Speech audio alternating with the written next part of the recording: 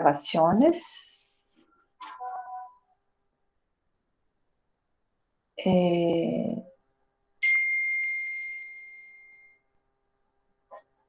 Calma aí, gente, só que o Benegão me mandou uma mensagem aqui.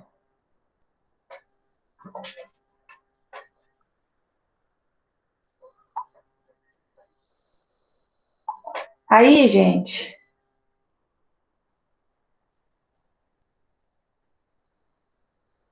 Calma aí, gente. Olha eu de novo aqui. Só vou desligar meu áudio 1 minuto, só para eu mandar um áudio aqui rapidão.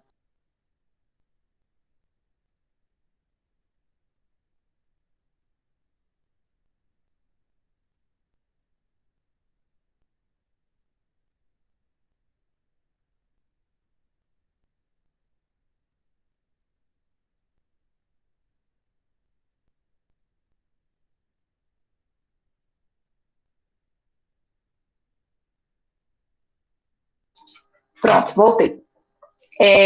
Página 21, número 9. A gente vai falar um pouquinho sobre o Chile. Vou compartilhar com vocês um slidezinho meu aqui, para a gente poder conversar juntos. Calma aí. Deixa eu compartilhar aqui. Todo mundo pega aí, né? Tá? Já enviei para vocês. E cadê? A gente já começa a falar um pouquinho sobre o governo do Salvador Allende, né? A questão 9, ela pergunta sobre o governo do Salvador Allende. E aí eu vou ler a questão, vou explicar mais um pouquinho, né? Fazer um resumo aí do que a gente já falou e responder a questão com vocês, tá? Então vamos lá. Número 9. A primeira lição que aprendemos no Chile foi sobre a importância da democracia. Mesmo com as tensões da via chilena e seu posterior fracasso, começamos a dar um valor crescente à construção da democracia como um valor universal e ao Estado como instrumento social. Explique o que foi a via chilena para o socialismo. Gente, para a gente entender o que foi a via chilena para o socialismo, a gente tem que entender que a gente está falando do programa de governo de um cara chamado Salvador Allende. Gente, aula do nono B aqui, tá? Nono A é lá com o Benegão, só que o Benegão tá com problema de internet. Agorinha ele volta. Aluno do nono A que tá aqui não é a aula de vocês. Vocês tiveram aula ontem. Então, vamos lá. Vamos voltar aqui. O governo do Salvador Allende, né, ele desponta no momento em que ele passa a ter uma postura declaradamente marxista, ou seja, com a influência do socialismo, com a influência aí das ideias do Karl Marx, e ele age de uma maneira que as propostas de governo do Salvador Allende eram com características aí sociais. Então a gente vê aí a via chilena para o socialismo. O governo dele é chamado dessa maneira. Então a primeira coisa que vocês têm que colocar na resposta é que quando eu falo de via chilena para o socialismo, eu estou falando do programa de governo do Salvador Allende. E qual era esse programa de governo? O que ele pretendia? Né? Quais eram as propostas desse governo? Primeiro, a gente tem que ter claro que era um governo anti-imperialista, antimonopolista e anti-oligárquico. O que significa isso tudo? E tudo contra a ordem vigente. Né? No momento aí em que o imperialismo estava cada vez mais forte, a conquista de áreas de influência, dessa questão da dominação de um território sobre o outro, o Salvador Allende via aí essa postura imperialista como sendo muito nociva para o desenvolvimento dos países. Então, ele era anti-imperialista, anti-monopolista, então ele via aí que essa questão dos grandes monopólios, né, das empresas que tinham monopólio, isso era ruim para o desenvolvimento do país, e anti-oligárquico. O que é oligarquia? Mão de poucos, né? Então, essa dominação aí de poucas pessoas, ele também via como sendo um atraso para a sociedade. Aí, dentre as propostas, né, que ele propunha no seu governo, a gente pode destacar algumas delas. A reforma agrária, então essa questão da redistribuição de terras, né? Muitas terras na mão de poucas pessoas, então era necessário fazer uma redistribuição dessa terra, era necessário que houvesse uma reforma agrária no país. Ele propunha também, dentro dessa via chilena para o socialismo, ampliação dos direitos dos trabalhadores, então a partir desse olhar social, que houvesse mais direitos aos trabalhadores, mais escuta às necessidades dos trabalhadores e, principalmente, a estatização de empresas com setores importantes, por exemplo, a mineração, para garantir o quê? Para garantir a questão da empregabilidade, dos direitos trabalhistas, do próprio lucro vindo para o Estado, para que o Estado conseguisse fazer políticas públicas aí nesse momento. Então, pessoas, a gente tem, na resposta de vocês vão construir o que é a via chilena para o socialismo. É o programa de governo do Salvador Allende, né, que era o presidente que sofreu o golpe militar do Augusto Pinochet, e ele propunha aí reformas de caráter anti-imperialistas, anti-monopolistas. Dentre elas, a gente pode destacar a reforma agrária, a ampliação dos direitos dos trabalhadores. Então ele queria implantar o quê? O socialismo? Isso, mas não um socialismo radical, tudo através de reformas. A ideia dele era que houvessem reformas no país que buscassem aí a melhoria social da população. Entendeu? Mas no final não acabou dando certo. Não, ele sofreu um golpe. Ah, tá bom, obrigada. Bom, valeu. Aí, gente, a número 10, ela pergunta aqui: analise o papel da classe média no processo de arquitetura do golpe sobre a Allende. O que isso aqui tem que ficar claro para a gente? O que a gente tem que pensar? Ele está propondo uma série de medidas sociais.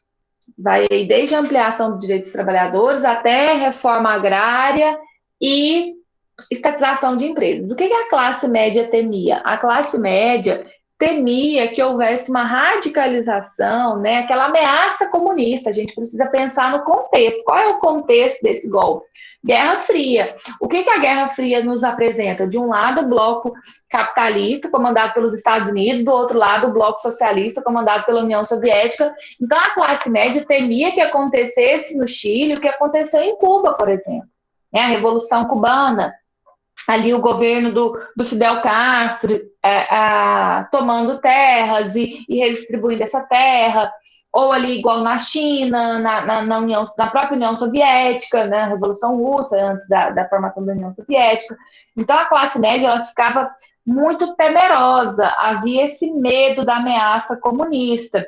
Além disso, a classe média serve, então, como base de apoio. Né? A gente tem aí uma junta militar, o Pinochet como chefe aí dessa junta militar, mas que precisava de uma base de apoio. Quem era essa base de apoio? Era o apoio popular. Quem representava esse apoio popular? A classe média. Então, qual é o papel dela? O papel dela é de realmente ser uma base, ser um apoio popular para o golpe. E por que ela apoiou? Aí vem essa questão do medo, da ameaça comunista, o temor de perder as suas propriedades, de perder as suas vantagens, o seu lucro.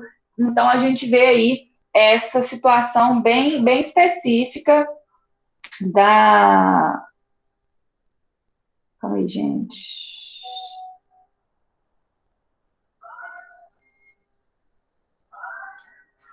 Então, tem aí, a gente vê essa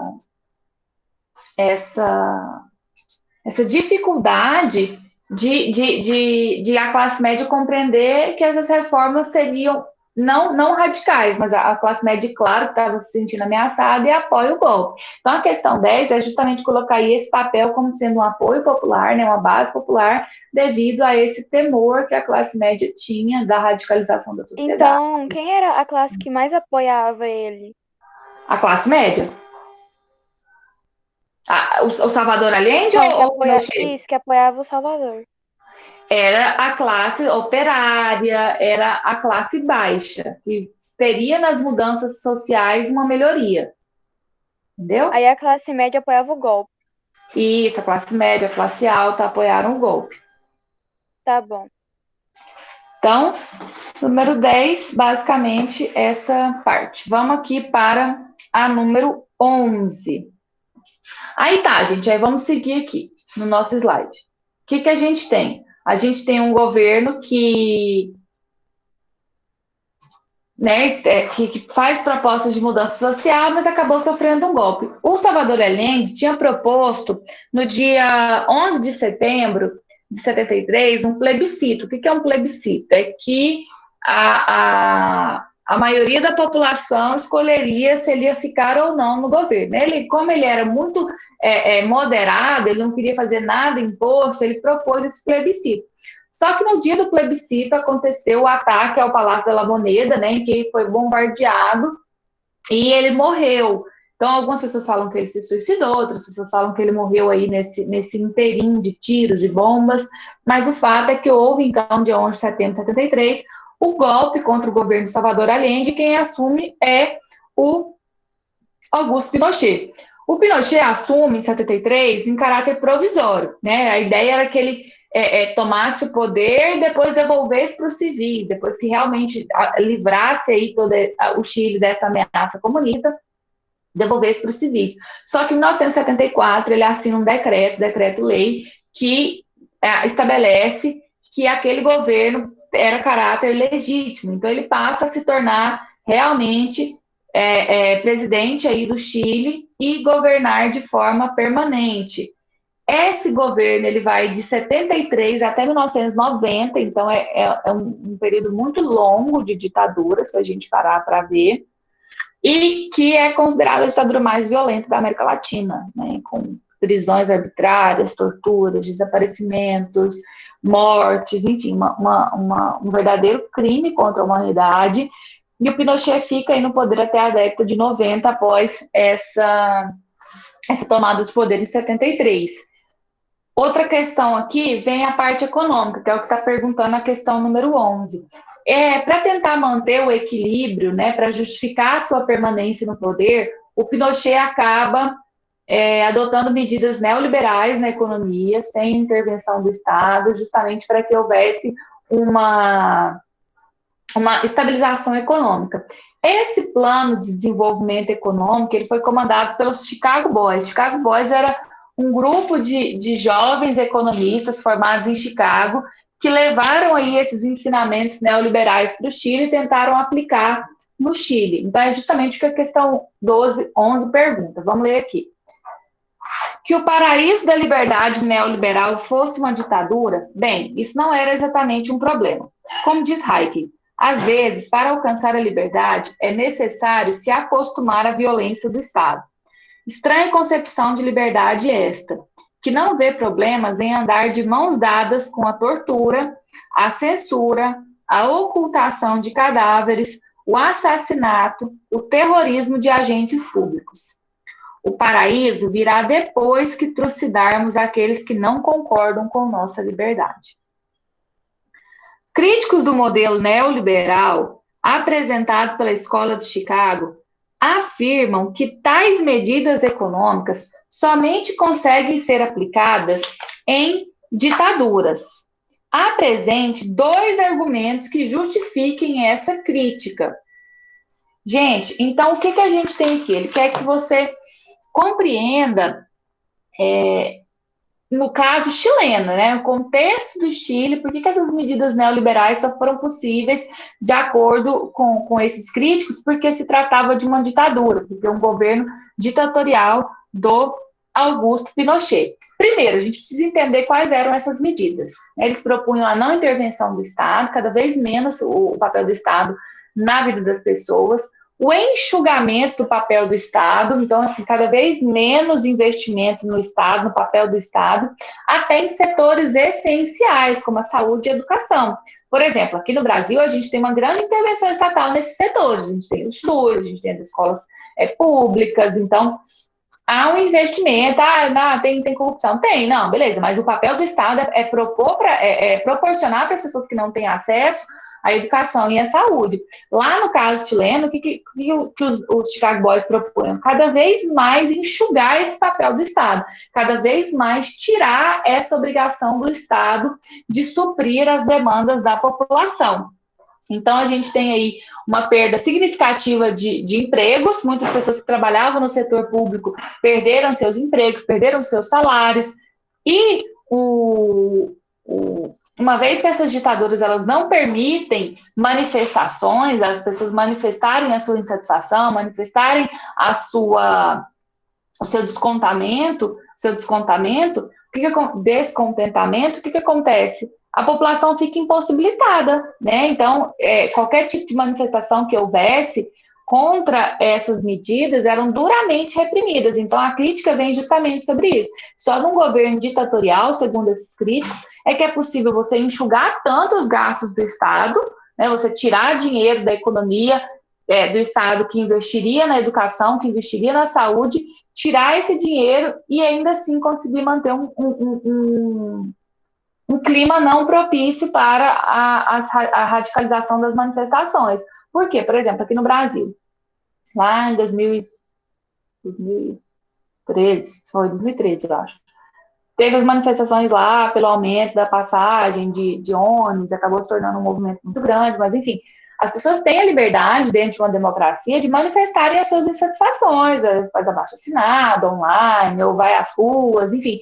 Você manifesta a sua insatisfação e você entende que o governo ele é um representante do povo. Então, a partir do momento em que esses interesses não estão sendo colocados em primeiro lugar, Respeitados, né? Eles não respeitavam isso, esses direitos. exatamente. Então, por isso foi aqui esses críticos colocam que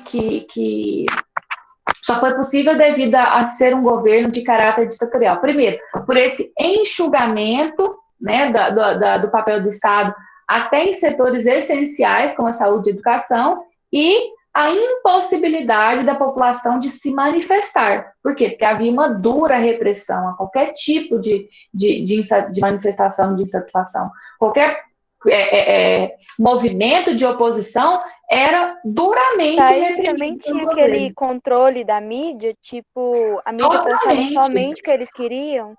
exatamente. Então, havia aí, as pessoas, a ideia era de que estava tudo bem, de que essas medidas neoliberais, elas realmente salvaram a economia do Chile. Por quê? Porque as pessoas só consumiam aquilo que o governo autorizava que fosse repassado. Havia um extremo controle da mídia, E o governo censura só de passava as coisas boas, né? Que que estavam sob ia, controle dele. exatamente. Então, vocês podem colocar aí argumentos, justamente esse controle que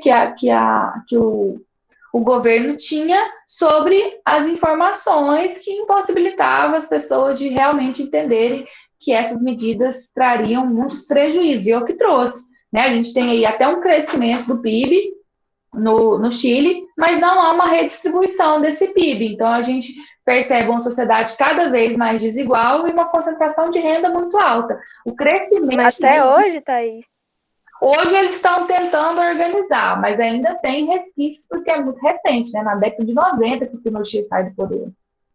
Thaís, você acha Oi. que essa proposta do governo parar de intervir nas escolas, é para ajudar a implantar uma ditadura ou não? Em que sentido, assim, do governo intervir ou não intervir? Não entendi. Dele não intervir. Porque, tipo, como você disse, que as pessoas estavam ficando mais pobres. Se elas ficaram mais pobres, não tem como pagar uma educação boa. Aí, tipo, se não tem educação boa, não tem o direito, não aprende, tipo, a Isso, contestar.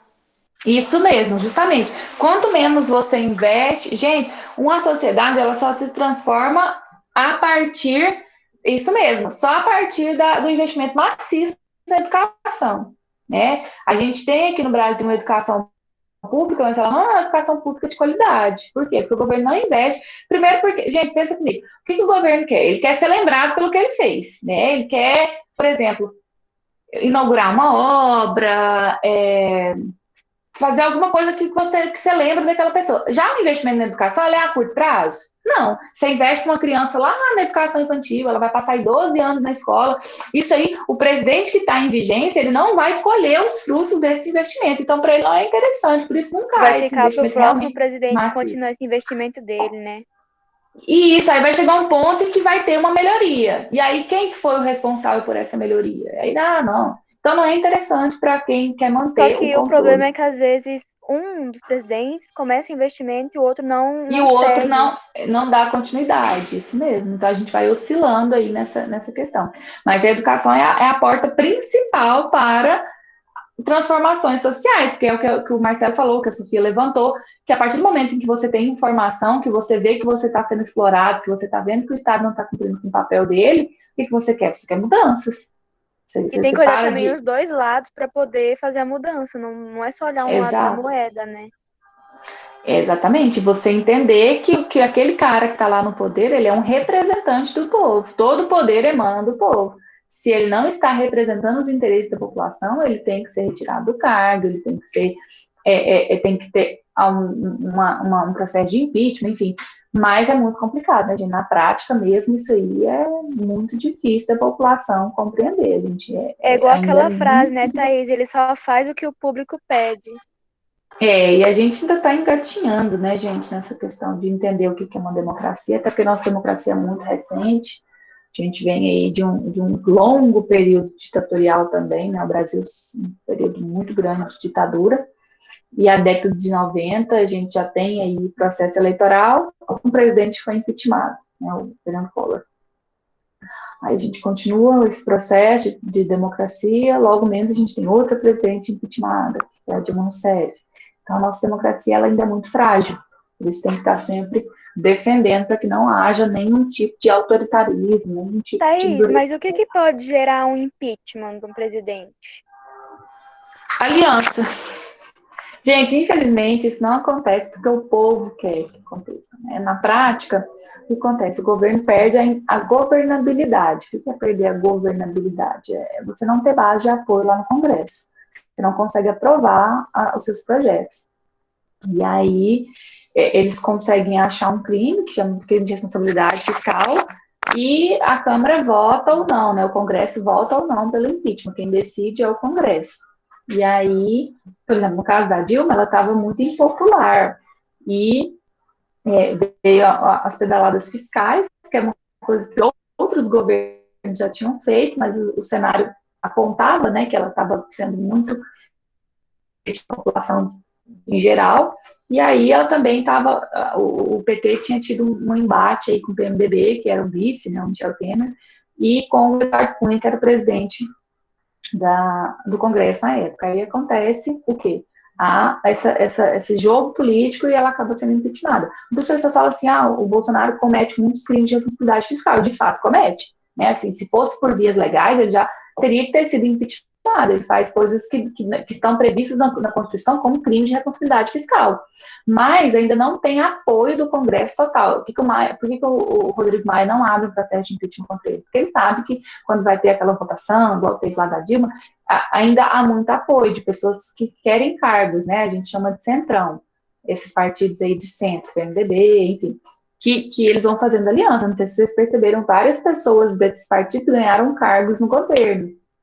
A gente vê aí esse jogo de política, esse jogo aí entre um partido e outro. Por isso que é importante saber quem você vota para deputado, quem você vota para senador, quem você vota para vereador. Sim, é igual aqui na política, aqui mesmo em Anápolis, né, Thaís? Tipo, agora vai um ganhar. Depois, no segundo turno, vai um começar a apoiar o outro para não perder o cargo. Exatamente. Aí eles vão agora vai começar as alianças, né? Quem que o Marcinho vai apoiar, né? O Marcinho Correia, quem que o Vanderlan vai apoiar? Eles vão porque pensar. antes tava um xingando o outro, um brigando com o outro, né? Todo mundo agora falando eles mal vão um do ver outro. quem é mais provável de ganhar e que se ganhar, se vai ter algum cargo, né? Se vai ter algum cargo dentro do governo. Aí começam as alianças. Assim, igual está sendo em vários estados, vários partidos. Aí tem os partidos que ficam neutros, né? Falam, não vou apoiar ninguém, porque sabe que não tem muita chance de conquistar nenhum cargo. Mas é justamente isso, funciona a partir das alianças. Vamos continuar aqui, gente. Vamos lá para a página. Já está aqui. Página 28 agora. Deixa eu colocar aqui. Deixa eu digitar aqui, página 28. Apostila 4. Página 28, apostila 4, número 13. Vamos ver o número 13 aqui. Ai, gente.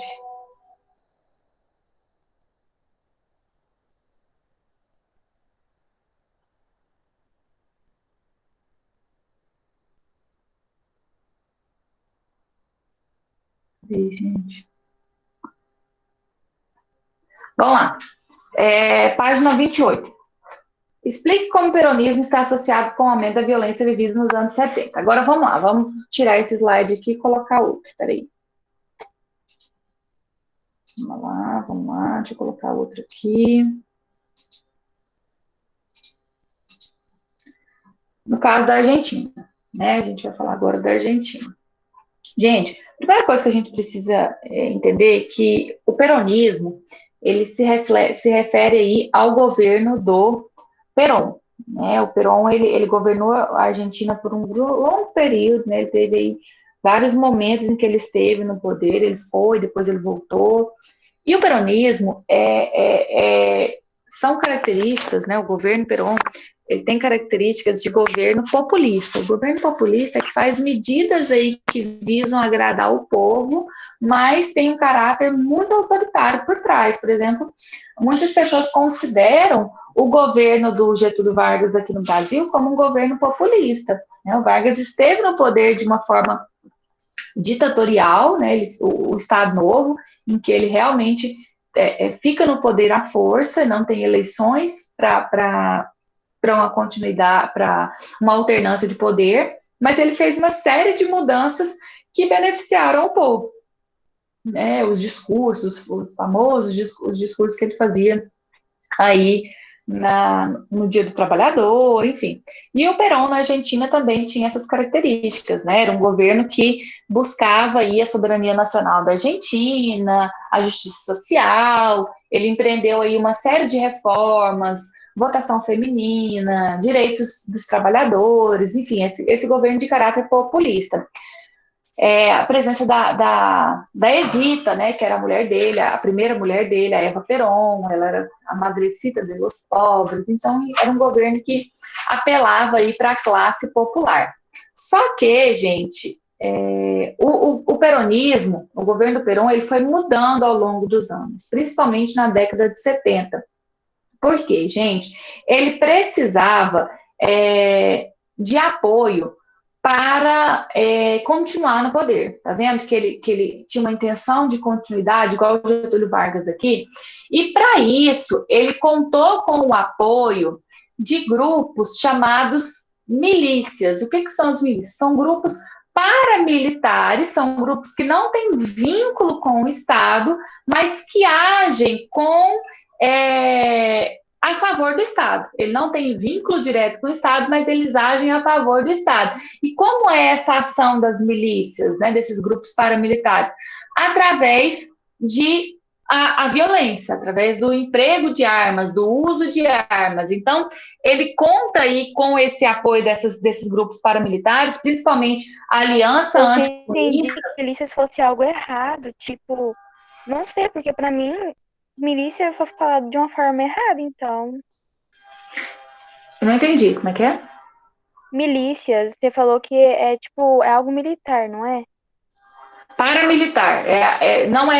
Paramilitar quer dizer que não faz parte desse processo militar, mas age conforme a estrutura militar, semelhante a uma estrutura militar. Mas não faz parte do militar que a gente conhece, oficial. Por isso é paramilitar, além do militar, entendeu? É uma palavra só, paramilitar ou milícia. Então, gente, é um grupo que age através da violência.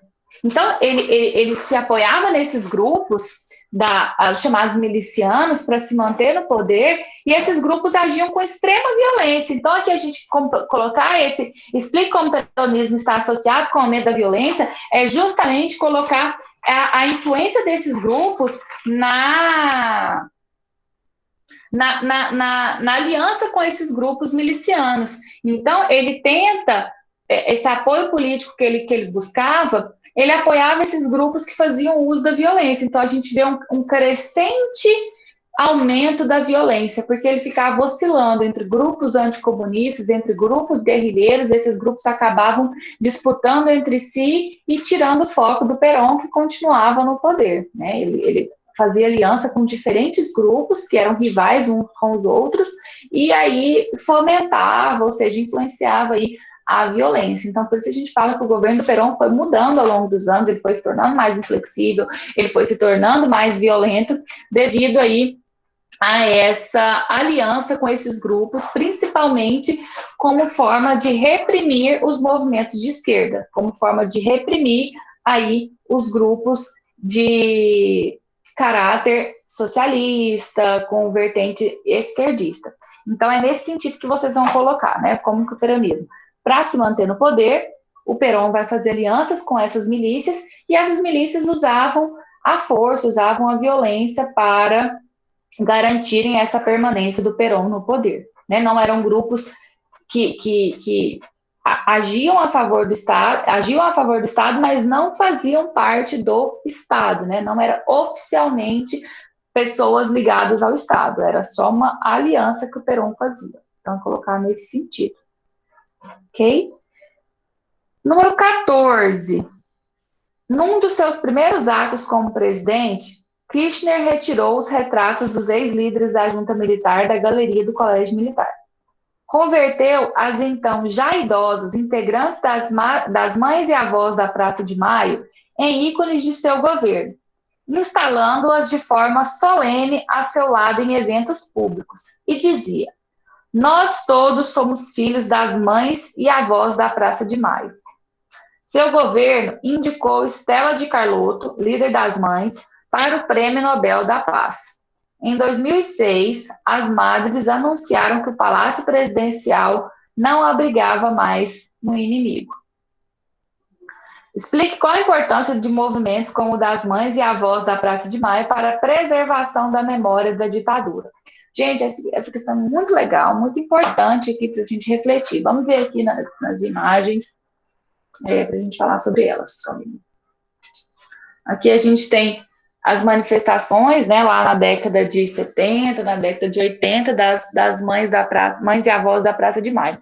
O governo do argentino, ele foi marcado, principalmente ali do Videla, né, no governo do Videla, pelo sequestro de bebês e pelo desaparecimento de crianças. Era uma forma que o governo tinha de intimidar os opositores,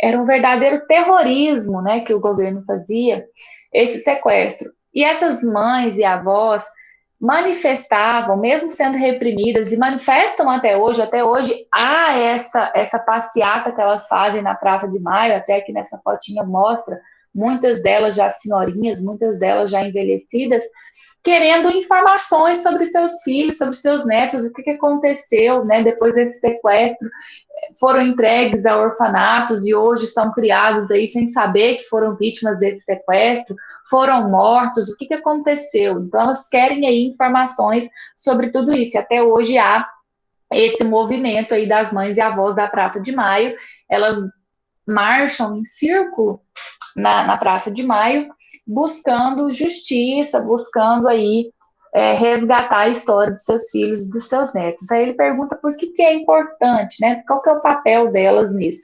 Gente, elas se tornaram guardiãs da memória, uma memória viva, de sempre lembrar para a população o horror que um governo militar é capaz de fazer. Né? Quais foram esses abusos, o que aconteceu nesse período? Elas foram vítimas diretas desse endurecimento do regime. Então, mas eles faziam isso porque elas eram da oposição? Isso, como forma de intimidar a oposição. Aqui no Brasil, por exemplo, a gente tem um caso, né, que ficou muito conhecido, vocês podem pesquisar, da Amelinha. A Amelinha e o marido dela, eles foram sequestrados pela ditadura, né, porque eles faziam parte aí de um grupo, um movimento de oposição à ditadura militar no Brasil, e eles foram torturados, assim, por dias, né, choques, espancamentos, enfim, foram torturados por dias. Até que, num dado momento, um dos generais, né, do DOI-CODE, mandou levar lá no local da tortura deles, os filhos deles, a Janaína e o Edson. A Janaína tinha 5 anos na época, eu acho que o Edson tinha 2. Para ele, e eles viram os pais naquele estado, né? Eles viram os pais espancados, vomitados devido ao choque, para tentar intimidar os pais, para os pais passarem informação. Até Isso tem, depois vocês nem deve ter intimidado mais os pais, deve ter deixado um trauma nas crianças. Com certeza, o Edson ele acabou sofrendo de depressão assim pro resto da vida. Depois só pesquisar na internet, né? A Melinha, ditadura militar no Brasil. E aí essa era uma estratégia que muitos governos utilizavam, né? Aí, Thaís, isso aí que elas fazem é passar de geração em geração ou só elas fazem? As pessoas que vieram depois também, mas muitas estão vivas até hoje, né? A gente tem aqui na foto, por exemplo, essas aqui eram mães na época da ditadura, e elas usam até hoje a fralda com o nome bordado do filho ou do neto e buscam aí informações, né? E a gente tem aí Pior é saber que os netos ou filhos não tinham nada a ver com isso, né? Exatamente. É por crueldade. Não saber o que aconteceu, né, gente? Às vezes, por isso que o Kirchner fala, todos nós somos filhos das mães da Praça de Maio. Por quê? Porque a ideia é que muitos desses bebês foram entregues a orfanatos, então foram adotados por outras famílias e são criados sem saber que foram aí sequestrados, foram tirados da sua família de origem. Então é importante, né, o papel dessas mulheres justamente para manter viva essa memória, para manter viva essa memória do que aconteceu e para que não aconteça novamente, para que as pessoas realmente defendam a democracia, para que as pessoas realmente estejam sempre alertas a ameaças autoritárias, a ameaças de endurecimento de um regime, de suspensão das liberdades individuais. Nada justifica, né? Pela soberania nacional, pela segurança nacional, para livrar de uma ameaça, nada justifica perder as liberdades individuais, o direito de expressão, o direito de reunião, o direito de manifestar a oposição. Isso são coisas que perdeu o livre-arbítrio, né? Isso faz parte da sociedade democrática e tem que ser defendido. Certo? Então, número 14, muito legal, uma questão para refletir sobre isso. A tela do slide ficou preta. Ficou preta? Será que sim. Voltou? Agora Ou não sim. voltou? A internet deve ter travado. Aí, gente, por fim aqui, para a gente fechar, vem a página 15. Pergunta que a charge, né? Pergunta qual aspecto da ditadura argentina se refere. A gente tem aqui um condor representando o governo militar, né, a Operação Condor, o Videla, a cara do Videla aqui, e um bebê no berço, né, e aí representa justamente esse sequestro dos bebês, a letra C, esse sequestro aí dos bebês que foi uma grande polêmica do governo do Videla, que aconteceu uma série de sequestros, vários bebês que as mães estavam nos campos, né, e estavam aí presas, nasceram nessas prisões e foram retiradas das mães. Aqui no livro de vocês, na página 27 e 28, conta um pouquinho sobre essa história, né, dessa estratégia que os militares usavam. Tem aqui na página 27 e 28, depois, se vocês quiserem ler um pouquinho, né, muito interessante entender esse movimento aí essa estratégia militar para intimidar a oposição. E aí, então, número 15, letra C, certo? Pessoas, eu vou deixar para vocês fazerem, da 1 a 10, da página 33 à página 36, página 33, pode fazer no próprio livro, não precisa fazer no caderno, página 33 a 36, vou mandar o gabarito, porque a gente não vai dar tempo de corrigir tudo, mas só para vocês, como vocês vão fazer simulado, né, dia 26, se eu não me engano, é o simulado de história, 26 ou 27, não lembro se é no primeiro ou no segundo dia, mas enfim, vocês vão fazer aí o simulado de história, façam como forma de estudar, né, a gente tem aqui 10 questões, depois tem os testes, tem mais 10 questões, são 20 questões de marcar X, que tem muita chance do simulado de vocês ser extremamente parecido com o que está aqui, tá? Então, fazer aí a página 33 a 36, depois eu mando o gabarito lá no grupo, beleza? Aí, essa semana eu mando o slide referente aos movimentos sociais e culturais, e a gente na próxima aula, comenta ao vivo, tá bom? Beijo para vocês, boa terça-feira, Boa semana para todo mundo. Obrigada, Thaís. Tchau, Boa até. semana pra você. Boa terça-feira. Você também. Até agorinha.